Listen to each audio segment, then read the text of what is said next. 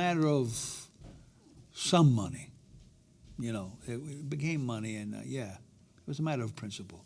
Coppola came to my. That's the kind of heat Robert Duvall brought to Hollywood. A man who once stared down a paycheck worth millions and said, "No thanks," just to avoid a co-star he despised. Born on January 5th, 1931 in San Diego, California, Duvall grew up in a world of discipline and art. His dad, William, a Navy captain, and his mom, Mildred, a theater enthusiast who passed down her creative spark. Moving from naval bases in Maryland to Virginia, young Robert wasn't cut out for military life despite his dad's dreams. Instead, he found his groove on stage at Severn School and later at Principia College, where he snagged a drama degree in 1953. But life threw a curveball. He joined the Army that same year, stationed at Camp Gordon, Georgia. A private first class with zero knack for soldiering, he stumbled into a local play, Room Service. And that's when the spotlight called him back for good. Fast forward to 1955. Duvall lands in New York City, broke but determined, studying at the neighborhood playhouse with a crew that reads like a Hollywood Hall of Fame. Dustin Hoffman, Gene Hackman, James Caan. They were young, scraping by with odd jobs. Duvall sorted mail, drove trucks, anything to keep the lights on. Sharing cramped apartments and a fold-out couch, they fueled each other's hustle. His big break? A raw, gripping stage role in The Midnight Caller, which hooked writer Horton Foote. That connection landed him Boo Radley in To Kill a Mockingbird, 1962, a silent, soulful performance that stunned the world. He went all in, dodging sunlight to look ghostly pale, dyeing his hair blonde, proving he'd do whatever it took. Then came Tom Hagen in The Godfather, 1972, the calm, calculating consigliere who stole scenes without raising his voice. It's no wonder he racked up Oscar nods alongside his old New York pals. But here's where it gets juicy. Duvall's got a secret grudge that's pure Hollywood dynamite.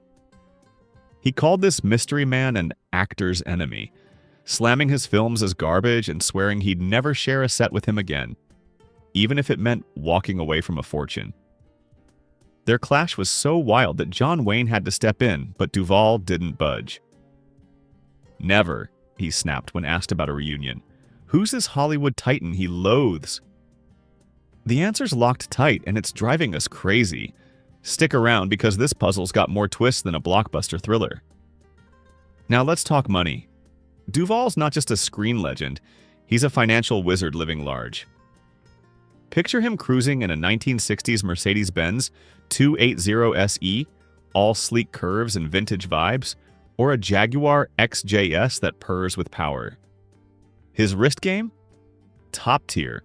A Rolex Submariner for rugged days and a Patek Philippe Calatrava when it's time to shine. Real estate? He's got a Virginia ranch that's his personal paradise, perfect for horseback rides and escaping the chaos, plus a slick LA pad to stay in the game. And travel? A Gulfstream G650 private jet whisks him wherever, whenever, because legends don't wait in line. Duvall's cash flow isn't just from acting, he's a business beast. His production company, Butcher's Run Films, churned out gems like The Apostle, where he pulled triple duty as star, director, and producer. He's sunk money into upscale steakhouses, drawing crowds with his name and a promise of prime cuts. Smartest move? Snagging back-end deals on his films. Those profit shares keep the bank account humming years later. He's not reckless either. Insurance is his safety net, with policies covering health, his Lux assets, even his career. Think voice protection for that gravelly tone. Duvall's not leaving anything to chance. Fast forward to The Godfather Part 3 in 1990, and here's where it gets messy. What if the studio's lowball offer cost them more than they bargained for? Duvall was offered peanuts compared to Pacino's $8 million haul. He didn't demand equal pay, but when the gap was a slap in the face, 3, maybe 4 times less, he walked. Hagen was written out, replaced by a forgettable lawyer, and fans felt the void. Director Francis Ford Coppola later admitted Duvall's absence gutted the film's soul, scrapping plans to explore a juicy Michael Hagen power clash. That snub wasn't just a paycheck dispute, it was a seismic shift that left a trilogy incomplete. Now hold up. did Duvall's exit spark a bigger Hollywood reckoning? His bold move screamed loyalty to his craft over cash, a stance that still echoes. Rewind to Apocalypse Now, 1979, where he played Lieutenant Colonel Bill Kilgore, a soldier who surfed through war like it was a game. His line, "I love the smell of napalm in the morning," became cinematic legend, capturing Kilgore's wild mix of charm and chaos. Duvall drew on his Navy Admiral dad and Army days to nail the vibe. War wasn't abstract to him. Those helicopter scenes with Wagner's Ride of the Valkyries blaring? Pure magic, and Duvall's Golden Globe win proved it. Compare that to today, and he's still magnetic, rumored to be eyeing a biopic that could redefine his legacy. From surfing war zones to scripting his future, Duvall's never stopped evolving. But let's talk Tender Mercies, 1983, a role that hit deep. As Max Sledge, a washed-up country singer clawing back from rock bottom, Duvall bared his soul.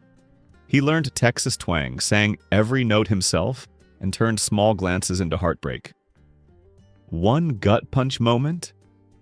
Mac tries reconnecting with his daughter only to lose her in a tragic car crash, just as hope flickers. That Oscar win wasn't just for acting, it was for honesty, for showing redemption's messy beauty. Unlike Mac's struggles, Duvall's real-life hustle built an empire. His net worth? Around $70 million today, up from $20 million in the 90s, with projections hitting $100 million by 2030 if his next projects land big. How'd he do it? Smart moves and staying power. Duvall's luxury life is no small feat. Beyond that Virginia ranch and LA condo, his real estate empire includes a $10 million Santa Barbara estate, snapped up in 2005 and a $5 million Montana retreat bought in 2010. Together, his properties are worth $25 million. Cars? He's traded that Mercedes 280 SE for a Tesla Model S, blending eco-chic with speed, and still cruises that Jaguar XJS for nostalgia. Watches? A vintage Omega Speedmaster joins his Rolex, perfect for low-key flexing. Travel's no hassle. His Gulfstream G650, valued at $65 million, keeps him jetting in style. Insurance. He's got comprehensive health plans, asset coverage for his homes and jet, plus career policies to protect his voice and image rights, because legends plan ahead. His business game is next level. Butcher's Run Films wasn't just a vanity project, it birthed The Apostle, 1997, where Duvall wrote, directed, and starred, pouring $5 million of his own cash into it. That risk paid off. Critics raved, and it turned a profit. His steakhouse chain's pulling in millions with locations from LA to Miami, and a recent deal with a bourbon brand has insiders buzzing. What's the secret sauce? Diversify films, food, spirits, and lock in profit shares. Financial lesson? Don't bet the farm on one gig. Spread your hustle. Unlike his great Santini character, a Marine dad who ruled his family too harshly, Duvall's control is all about strategy, not ego. Duvall's never been one to play it safe, and his role as Sonny Dewey in The Apostle, 1997, proves it. A project he birthed from pure passion. Picture this. No studio would touch it, so he bankrolled most of it himself, playing a fiery Pentecostal preacher, wrestling with pride and a short fuse. After a heated clash lands him in trouble, Sonny reinvents himself in a tiny Louisiana town, baptizing his way to redemption. Filmed in just 7 weeks with real churchgoers as extras, the energy crackled. Raw, unfiltered, alive. One scene where Sonny wins over a skeptic with nothing but words and patience is pure gold, showing his flaws and his fire. Duvall dodged caricature, keeping it real, and it paid off. An Oscar nod and critics raving about its honest take on faith. Compare that to today, and he's still pushing boundaries, with insiders hinting at a new role that could dig into his own past. Is he ready to preach his own truth? That's the question buzzing louder than ever. Speaking of truth, what's Duvall hiding about that infamous rival?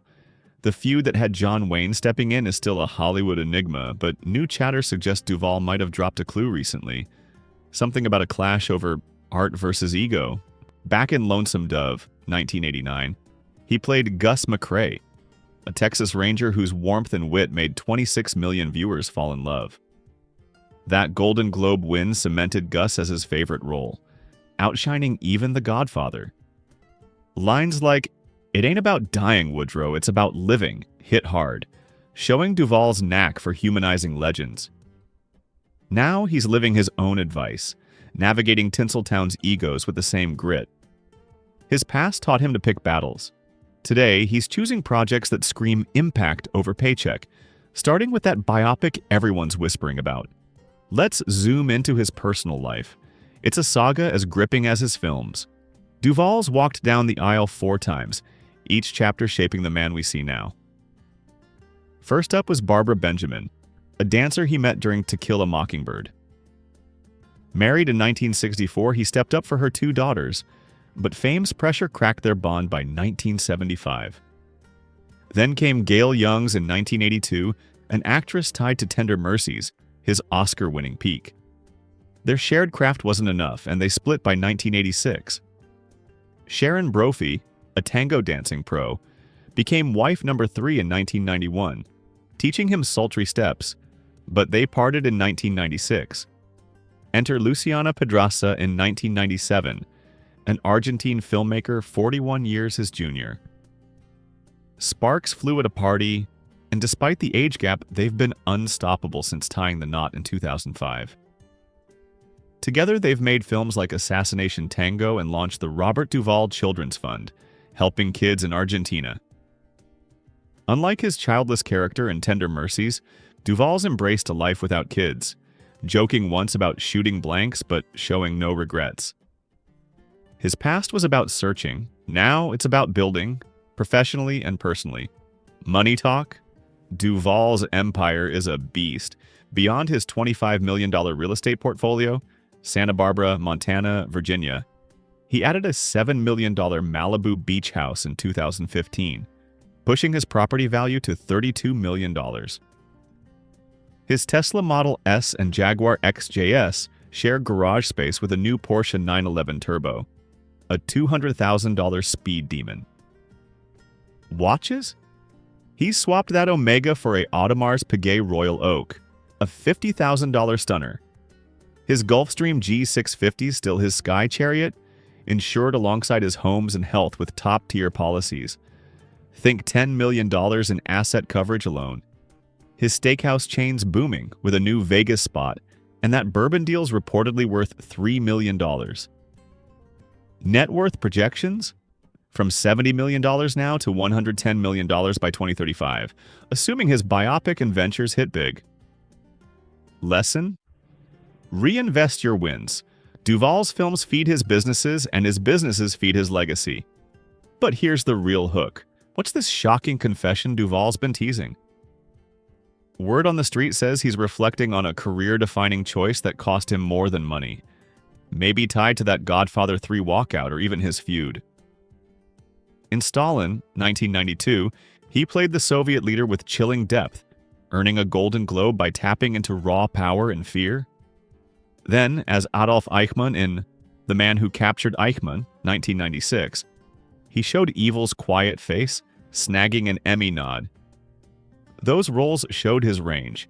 Now he's turning the lens on himself. His early days were hustle, mailrooms, truck driving. Today, he's a titan who could have coasted but didn't. That rumored confession? It might just crack open why he's fought so hard to stay true. From a Navy kid to a Hollywood sage, Duvall's story is a testament to betting on yourself. Just don't blink, because his next move is going to be massive. Speaking of confessions, let's talk about that feud, the one so intense John Wayne had to play peacekeeper. Duvall's dropped hints calling his nemesis an actor's enemy, but in a recent chat, he got real pointed, slamming directors who crush creativity. Stanley Kubrick took the hardest hit. Duvall called his style a mess, saying films like The Shining suffered from overcooked takes. He didn't stop there, shrugging off David Fincher's name like it was nothing, admitting he bailed on Seven over a gut feeling. Even Henry Hathaway got roasted for clashing with Duvall's method acting on True Grit. Tension so high, Wayne warned him to cool it. But here's the kicker. Was Kubrick the real target all along, or is someone else still hiding in the shadows? Duvall's cryptic smile says there's more to this story, and it's driving us wild. His personal life's no less gripping. From 4 marriages, Barbara, Gail, Sharon, and now Luciana, his Argentine muse, he's weathered love's highs and lows. Each split shaped him, but with Luciana since 2005, he's found a rhythm, blending tango, filmmaking, and their Robert Duvall Children's Fund. Unlike his solitary get-low character, Duvall's built a life full of purpose, even without kids. His past was restless, chasing roles and stability. Now he's grounded, using his clout for good. That rumored biopic? It might just unpack those heartaches, and we're dying to know what he'll reveal. Money-wise, Duvall's a titan. His real estate empire, $32 million strong, grew with a $9 million Napa Valley vineyard bought in 2018. Perfect for sipping wine under the stars. Total property value? A cool $41 million. His Porsche 911 Turbo and Tesla Model S roll alongside a new Bentley Continental GT, a $250,000 beast. Watches? That Audemars Piguet's joined by a Vacheron Constantin overseas, worth $60,000. His Gulfstream G650 is insured with $15 million in asset coverage, plus health and career policies safeguarding his voice and likeness. His net worths hit $80 million, up from $40 million a decade ago, with projections nearing $120 million by 2040 if his next moves land. His steakhouse chain's expanding to Dallas, and a $5 million podcast deal about Hollywood's golden age is in talks. Smartest play? Owning stakes in his film's profits. Cash keeps flowing long after the credits roll. Duvall's business hustle is relentless. Butcher's Run Films gave us The Apostle, a gamble that paid off big. His bourbon brand's now in 20 states, and that Vegas steakhouse is pulling $2 million a year. Insurance keeps it tight. Health plans, property coverage, even a policy for his tango dancing knees.